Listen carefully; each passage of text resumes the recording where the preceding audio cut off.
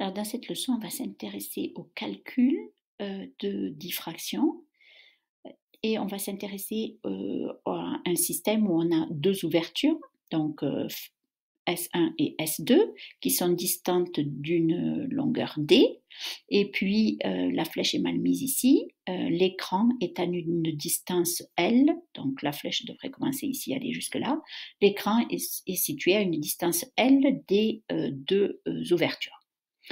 Donc, si on prend un point sur cet écran qui est pile au milieu des deux sources, on comprend que les rayons qui viennent de S1 et de S2 font exactement le même chemin, on va parler de chemin optique, et donc les deux ondes issues de S1 et S2 arrivent ici en phase, donc on a une interférence constructive et une frange centrale qui est claire. Maintenant, on va chercher pour un point P quelconque. Qu'est-ce qui se passe? Est-ce qu'on a une interférence constructive ou destructive?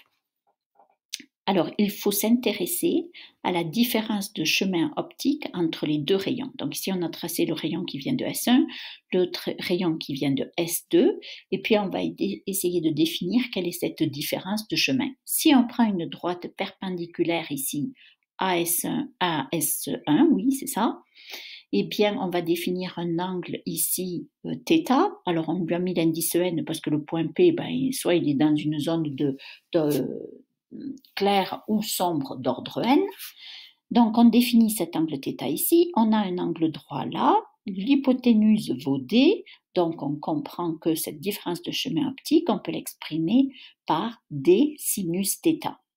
Alors, c'est d sinus θn. C'est difficile d'avoir accès à θn. En revanche, pour un point P quelconque de l'écran, c'est un peu plus facile de déterminer l'angle θd. D, ça veut dire diffraction. Donc, l'angle de diffraction est défini par un rayon qui viendrait entre les deux sources et qui s'en va au point P.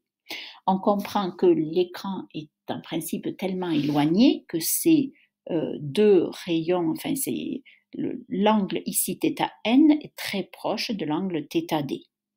Donc, ça va être assez facile donc de déterminer la différence de chemin optique qui vaut d sinus θn.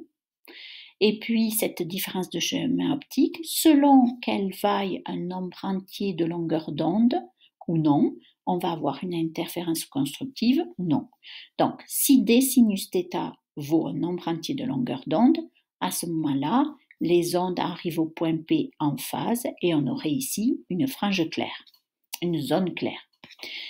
Si en revanche, la différence de chemin optique est une demi-longueur d'onde, ça veut dire qu'au point P, une des deux ondes arrive avec une crête et l'autre avec un creux. Donc ici, il y a une interférence destructive et on ne voit pas de lumière, c'est une frange sombre. Alors comment l'exprimer de façon générale? Vous voyez qu'on va avoir ça pour lambda sur 2, puis on va avoir, la prochaine fois où on va avoir une interférence destructive, ça va être pour 3 lambda sur 2. Donc on pourrait généraliser en disant c'est n moins 1 demi lambda sur 2, n étant l'ordre. Pour les franges sombres, il n'y a pas d'ordre 0, ça commence à 1. Donc 1 moins 1 demi, ça fait bien 1 demi, on a bien lambda sur 2.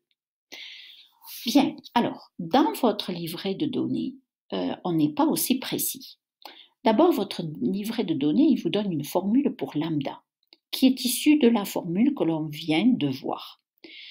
On vous le donne pour un n ici, donc ça veut dire que d sinus θ serait égal à n fois lambda. Donc la formule que vous donne le livret de données, c'est pour des interférences constructives. C'est à vous de comprendre qu'il faut modifier la formule si vous êtes dans le cas d'une zone sombre, c'est-à-dire d'une interférence destructive. À ce moment-là, vous devez remplacer le n par n moins 1 demi. Deuxièmement, je n'aime pas trop la formule qui est donnée dans votre livret de données parce qu'elle n'est pas très représentative du phénomène physique. Vous devriez la retenir plus facilement si vous vous dites « je comprends sur la figure que d sinus θ est la différence de chemin optique et je comprends que si c'est constructif, c'est un nombre entier de longueur d'onde et destructif, un nombre impair de demi-longueur d'onde. » Donc je pense que c'est mieux de la retenir de cette façon.